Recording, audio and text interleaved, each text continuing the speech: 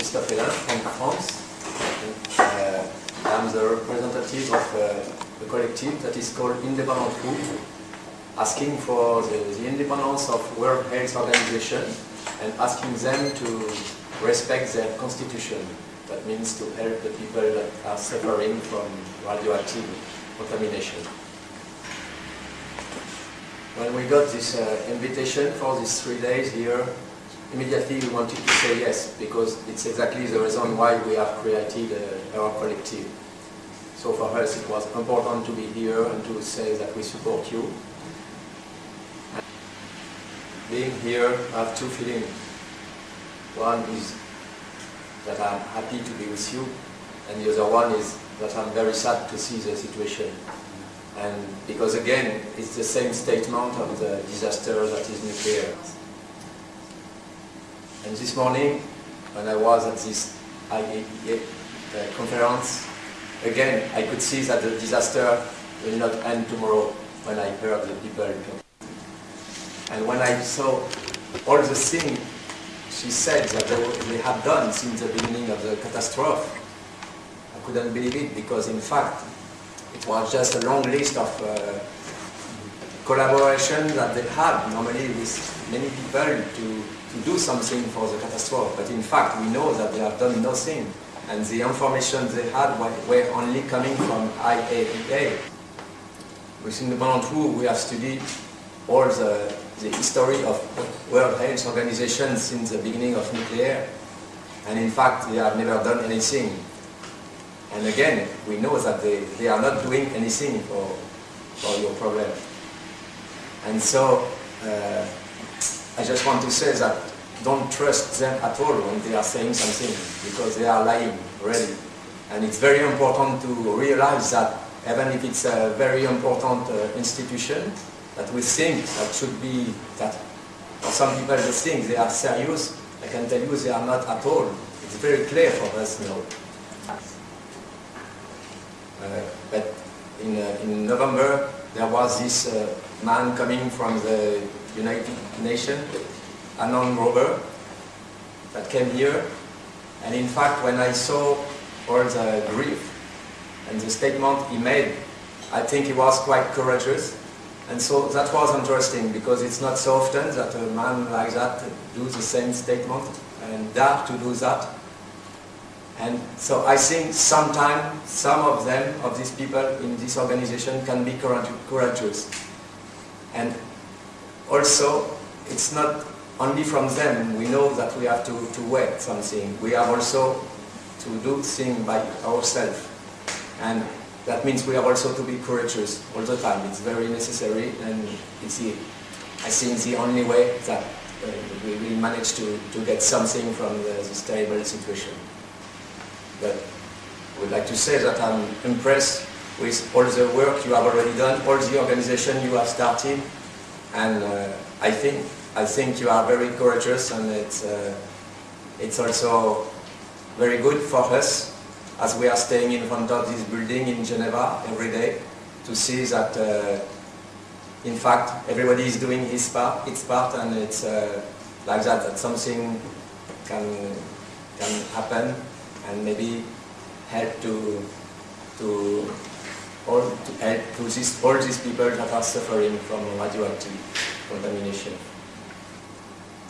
So when I go back to Europe, I think I will say to all the people I'm working with that yes, it's very important that we carry on and collaborate together to help this terrible situation.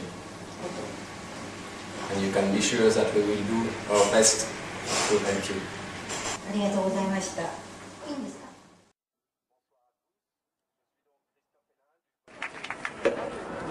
Bonsoir à tous, je suis donc Christophe Hélin du collectif Independent Who, un collectif qui a été créé en 2006 pour demander l'indépendance de l'OMS et pour exiger qu'elle respecte sa constitution, c'est-à-dire de s'occuper des personnes victimes de contamination radioactive.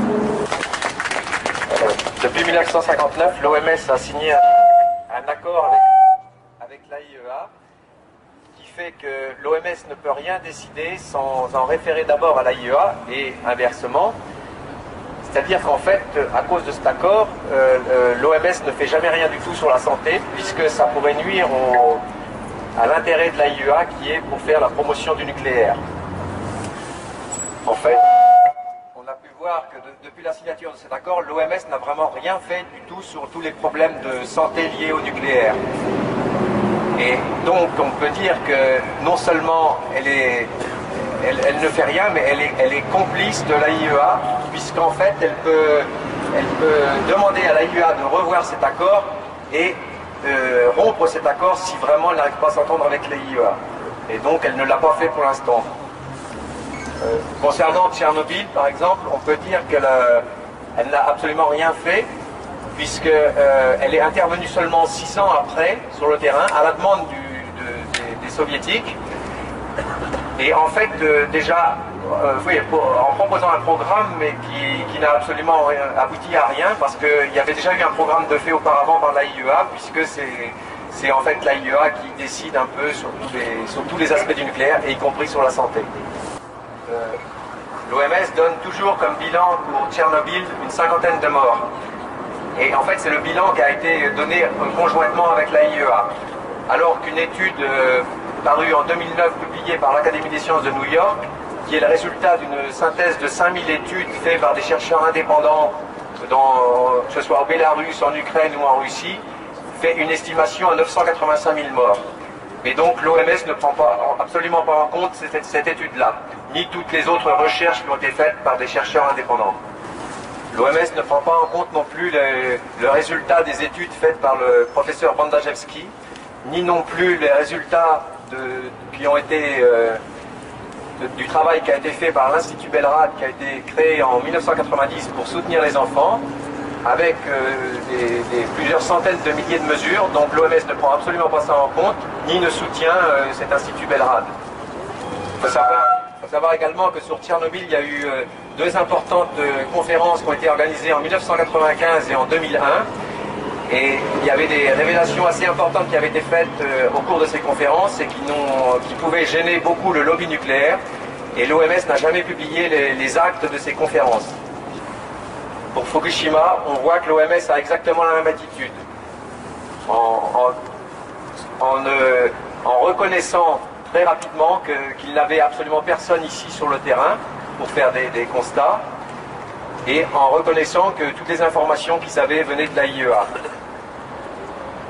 Donc il est clair qu'on ne peut absolument pas leur faire confiance et qu'il faut absolument casser le prestige un peu qu'on leur attribue et qui n'est absolument pas mérité.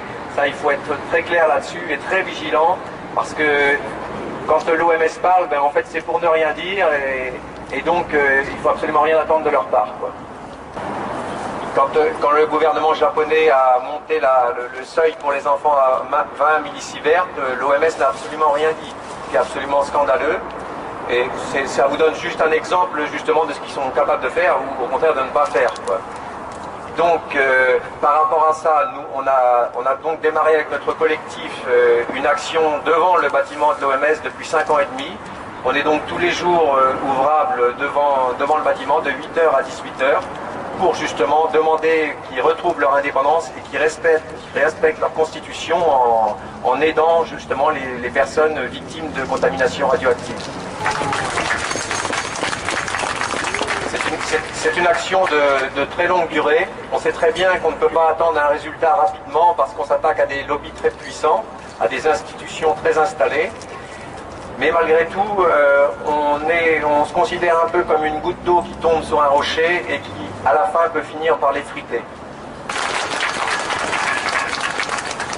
Ainsi, juste après l'accident de Fukushima, la directrice de l'OMS nous a reçus, ce qui n'était pas arrivé après 4 ans de présence là-bas.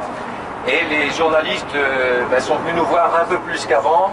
Et justement, c'est pour nous le signe que tous les petites lumières comme ça qui sont présentes sont très importantes, parce que c'est ce qui peut permettre qu'à un moment il se passe quelque chose. Depuis le mois de novembre, on a décidé d'élargir un peu notre action et d'aller aussi devant les ministères de ceux qui sont responsables de la politique de l'OMS, c'est-à-dire les ministères de la Santé. Et donc depuis le 9 novembre, on est devant le ministère de la Santé à Paris, tous les vendredis. Et c'est donc pour que le ministre de la Santé, de la France pour l'instant, intervienne pour demander que le problème de la santé et du nucléaire soit mis à l'ordre du jour de l'Assemblée mondiale de l'OMS, pour qu'enfin il fasse quelque chose. Et pour nous, ce qui est important, c'est que dans d'autres pays se mettent en place les mêmes vigies devant les ministères de la Santé. Parce que ça ne suffit pas qu'il y ait seulement une vigie devant le ministère de la Santé en France. Donc on souhaite que si possible, vous mettiez aussi en place une vigie chaque vendredi devant le ministère de la Santé. Comme je vois que vous faites déjà des rassemblements ici, s'il pouvait y en avoir un devant le ministère de la Santé, ce serait très bien parce que ça créerait du lien et ça créerait un réseau. Et on peut espérer qu'en multipliant les vigies devant les ministères de la Santé, peu à peu les médias récupèrent cette action-là, en parlent et que ça puisse changer quelque chose. Lorsque nous avons reçu une invitation de ceux qui organisaient la protestation contre la tenue de la conférence de l'AIEA à Koriyama, et immédiatement nous avons eu envie de répondre présent et donc de venir pour vous soutenir, parce que pour nous c'est très important, c'est aussi pour cette raison qu'on a démarré notre action, et quand il arrive des catastrophes comme ça, pour nous c'est tellement grave qu'il fallait absolument être là. J'ai été très impressionné par tous les groupes que vous avez formés pour vous battre contre les différents aspects de cette catastrophe nucléaire. Et donc, j'ai envie de dire, au nom de mon groupe, vous pouvez compter sur notre soutien au maximum de ce qu'on pourra faire. Et puis, moi j'espère que précisément pour ce groupe, vous pourrez gagner le procès qui permettra que les enfants puissent être évacués, parce que c'est vraiment extrêmement important et évidemment on est tout à fait solidaires de ça.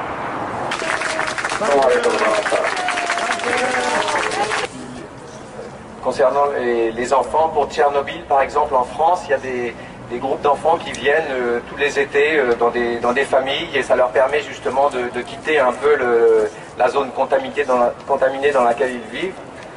Ça leur permet de manger une nourriture saine pendant au moins 3 semaines, 1 mois, et puis effectivement c'est pas la solution miracle, mais c'est déjà une aide qui peut leur faire du bien pendant un petit moment.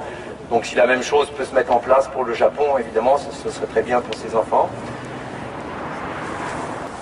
Et justement pour tous les citoyens qui souhaiteraient faire quelque chose, c'est peut-être justement une des possibilités. Si vous habitez dans une zone non contaminée, assez loin de la zone, ou que vous avez de la famille un peu plus loin qui pourrait accueillir ces enfants-là, peut-être que vous pouvez justement les informer de l'importance de vivre dans une zone non contaminée, de manger une nourriture saine, et voilà, je crois que ça ce serait déjà important. Et puis sinon, comme je l'ai dit déjà tout à l'heure, surtout pas se décourager et continuer à mettre la pression sur le gouvernement, et en exprimant ce que vous ressentez, simplement sans être expert, on peut simplement dire que la souffrance nous est intolérable et que donc on veut que ça cesse, absolument. Et donc ces simples mots peuvent déjà être très importants. Merci beaucoup.